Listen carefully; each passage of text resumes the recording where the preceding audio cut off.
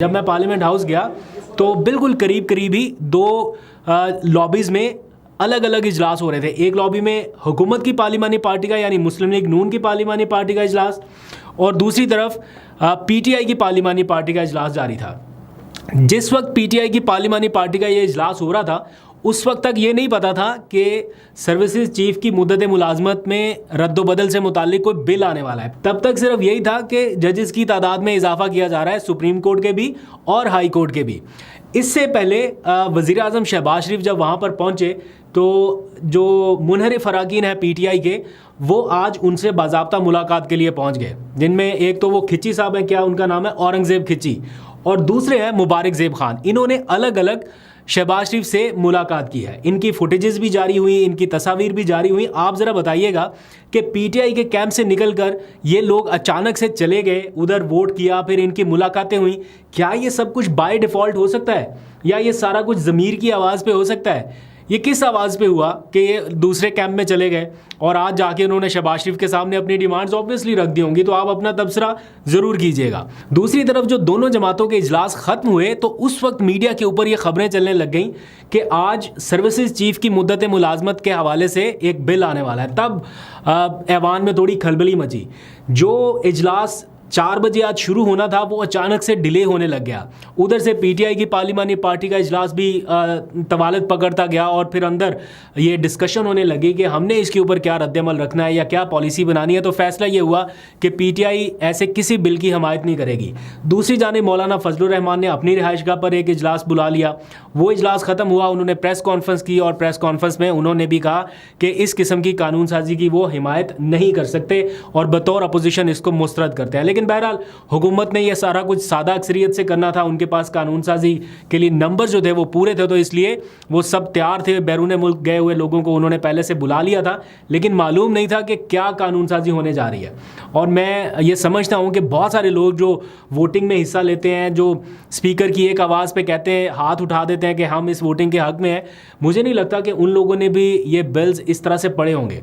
बहरहाल ये बिल आज मंजूर कर लिए गए हैं कौमी असम्बली से भी, सेनेट से भी, और अब ये कानून का हिस्सा है। लेकिन मैं जितना ये सियासी मंजरनामे को या जमहूरी मामलात को अभी तक स्टडी कर सका हूँ या करीब से देख सका हूँ, मैं ये दावे से कह सकता हूँ ये मामला सिर्फ पीटीआई का नहीं है। अगर कोई ये समझता है ना कि इसमें पीटीआई फंस गई है या ये एंटी पीटीआई बिल है, ये बिल्कुल नहीं है। ये सारे का सारा मामला जो है वो इंडिपेंडेंस ऑफ जुडिशरी का है। ये सारे का सारा मामला जो है वो रूल ऑफ लॉ का है। और सबसे अहम ये कि ये सेपरेशन ऑफ पावर का मामला है, यानी कौन सा इदारा किस पावर के साथ कहाँ पर स्टैंड करेगा, अदलिया कहाँ पर स्टैंड करेगी, बाकी इदारे कहाँ पर स्टैंड करेंगे। ये जो सेपरेशन ऑफ पावर है इसको इतना ज़्यादा अब ख़राब कर दिया गया है कि ये ख़राबी इतनी जल्दी ठीक नहीं होनी। ये इस किस्म के कवानीन बनाए गए हैं जिनका रिवर्सल जो है वो फिर तकरीबन नामुमकिन है। मतलब बाद में आने वाली कोई भी हुकूमत ऐसे कवानीन को फिर छेड़ती नहीं है, उनसे छेड़छाड़ नहीं करती कि यार माहौल ना ख़राब हो या मसला ना उलझ जाए। तो इसलिए जो हो गया इसको रिवर्स करना बहुत मुश्किल है। और ये पाकिस्तान की जमहूरियत के लिए क्या अच्छा है क्या बुरा है, ये फैसला आप पर छोड़े देते हैं। और बहुत सारे और लोग भी इसके ऊपर डिस्कशन कर रहे हैं, आपको अच्छे से पता चल जाएगा। तो काइंडली जो लोग इसको सिर्फ इसलिए रिलेट कर रहे हैं, मैंने देखा कुछ लोगों के ट्वीट्स कि जनाब ये कानून मंजूर हो गया तो पीटीआई ख़त्म शुद्ध। ये पीटीआई रिलेटेड नहीं है, ये जमहूरियत के हवाले से, आपके अपने मुस्तकबिल के हवाले से, पाकिस्तान के हवाले से है। इसके ऊपर पाकिस्तान तहरीक इंसाफ ने आज असम्बली में एहतजाज किया।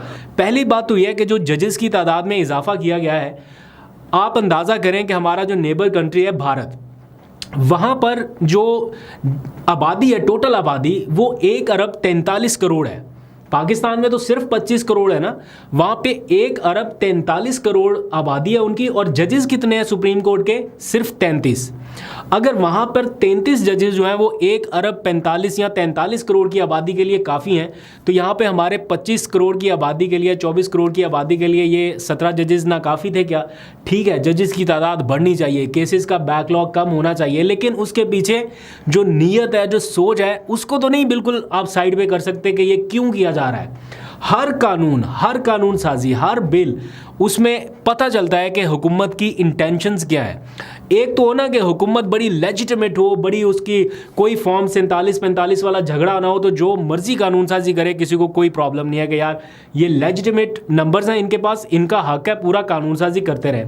लेकिन अगर आपकी लेजिटिमेसी ही क्वेश्चन है, आपके पास वो मैंडेट नहीं है, उसके ऊपर क्वेश्चन मार्क है इतना बड़ा, और फिर आप अपनी पार्स बचाने के लिए एक के बाद एक कानून साजी, एक के बाद एक तरमीम, एक के बाद हर वो स्टेप जिससे आपको ये लगता है कि ये हमें सेफ गार्ड कर रहा है, आप वो करते जा रहे हैं, और इसका रिवर्सल कोई नहीं है, इसका बैक गियर फिर कोई नहीं है, ये कहाँ पर जाके रुकना है किसी को नहीं पता। तो ये इस वक्त हो रहा है।